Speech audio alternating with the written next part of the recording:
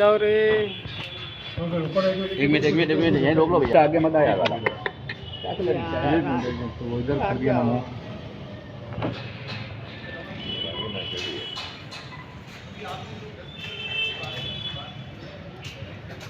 और लगे नशेड़ी थी है। हाँ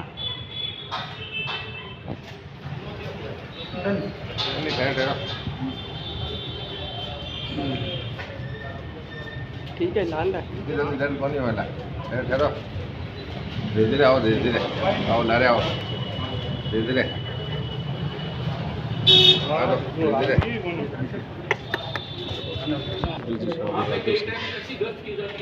एक नारे हाथ जोड़ता हूँ मरे नहीं।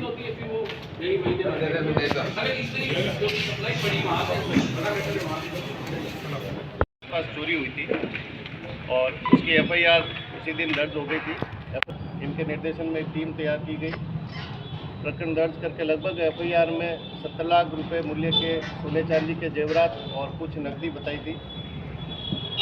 जो आप हमारे पीछे टीम खड़ी देख रहे हैं, इस टीम ने रात दिन मेहनत की। सीसीटीवी फुटेज और भी जो तकनीकी साक्ष्य थे, तकनीकी साक्ष्य जुटाए और उसके अलावा 6/12 को उसको दस्तयाब किया। दस्तयाब करके उससे पूछताछ में उसने वारदात कबूल की और उसी दिन उसको गिरफ्तार करके 5 दिन का पीसी रिमांड लिया गया। अब तक उससे जो भी पूछताछ हुई उसके आधार पर जो उसने ये घटना कबूल की है। इस आरोपी के साथ अन्य कोई आरोपी है या और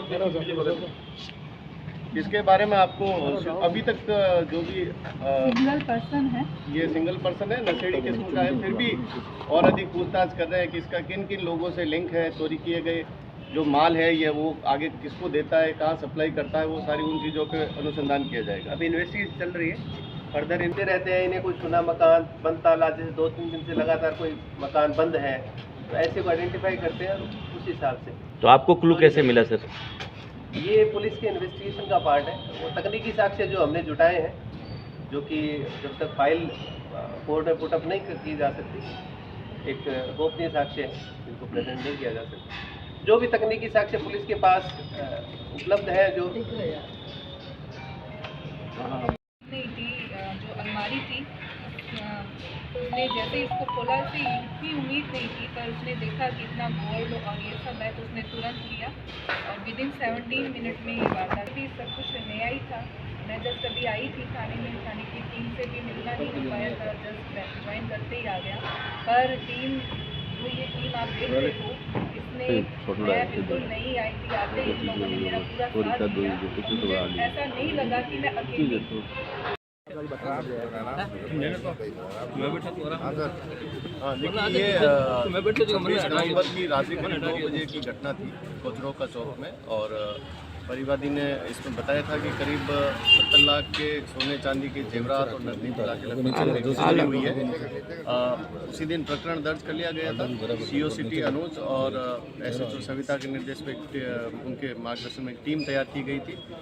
टीम ने रात दिन मेहनत की है और 6 तारीख को इसका खुलासा हुआ है।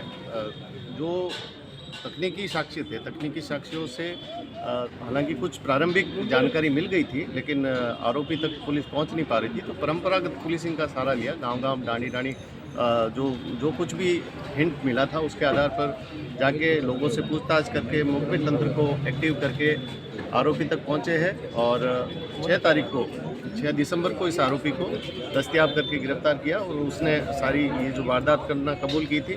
लगभग वारदात में जितना सोना और चांदी के जो भी जेवरात थे वो लगभग 100% रिकवरी कर दी। उसके अलावा 3,40,000 रुपये कैश भी इससे बरामदगी हो गई है। गिरफ्तार करने के बाद 5 दिन का पुलिस रिमांड लिया था। ये बेसिकली नशेड़ी किस्म का व्यक्ति है और अब तक जो है इसका जो आपराधिक रिकॉर्ड पता किया तो इसमें 21 मुकदमे चोरी और नकबजनी के, जिसमें जोधपुर, नोखा, पाचू और उस एरिया में है। ये मूलतः नोखा का रहने वाला है और आदतन नशेड़ी है और नशे में ही ये इस तरह की वारदातों को घूमता रहता है और जहाँ भी सुने मकान वगैरह दिखते हैं तो ये उस वारदात को अंजाम देता है। इससे और भी चोरियां खुलने की देखिए, अभी तक तो जो अनुसंधान हुआ है इसमें कुछ वारदातें खुलने की संभावना है। 5 दिन का इसे पीसी रिमांड लिया था जिसमें रिकवरी एक बड़ा टास्क था जो काफ़ी हद तक रिकवरी कर ली गई है।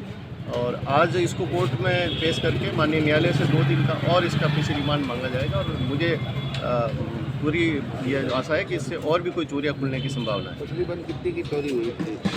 देखिए, इसमें जो FIR दर्ज हुई थी उसमें परिवादी ने लगभग मूल्य बताया था सोने चांदी का, और वो लगभग 70 लाख का बताया था। उसमें से जेवरात तो लगभग सारे जो है 100% उसकी बरामदगी हो चुकी है। ठीक है, थैंक यू। धन्यवाद।